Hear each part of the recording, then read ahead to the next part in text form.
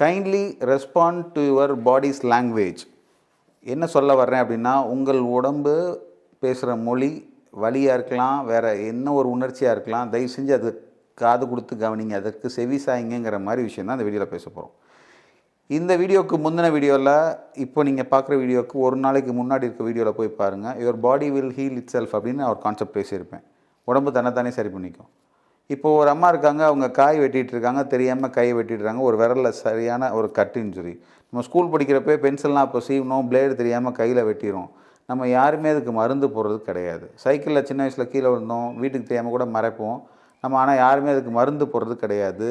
தானாகவே சரியாயிடும் அந்த காயம்.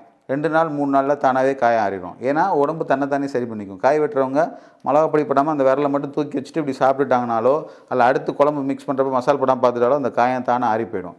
அது மாதிரி தான் ஒரு தோள்பட்ட வலி வந்தாலும் சரி, ஒரு பேக் பெயினே வந்தாலும் சரி, நர்வ் ரூட் இரிட்டேஷன் எது வந்தாலும் சரி, ஆரம்பத்திலே கண்டிப்பாக சரியாகும். ஆனால் நம்ம சைடில் என்ன பிரச்சனை தெரியுமா?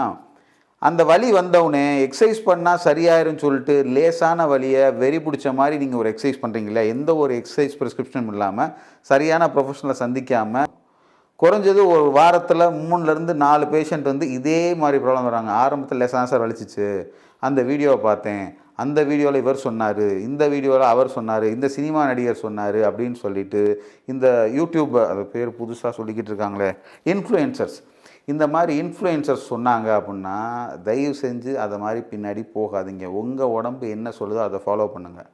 ஒரு கை வலி இருக்குது, இப்படி தூக்குனா வலிக்குது, 10 தடவை டம்பிள் சேர்த்து தயவு செஞ்சு தூக்காதீங்க. சும்மா இருங்க, ஒரு வாரத்தில் சரியாயிரும். அதுக்கப்புறம் தானாகவே அந்த மூமெண்ட் வந்துடும். அதனால் உங்கள் உடம்பு என்ன சொல்லுதோ அதற்கு தயவு செஞ்சு செவி சாய்ங்க. Your body will heal itself. இது second video. Myself doctor Satish from Madurai osteopathy clinic.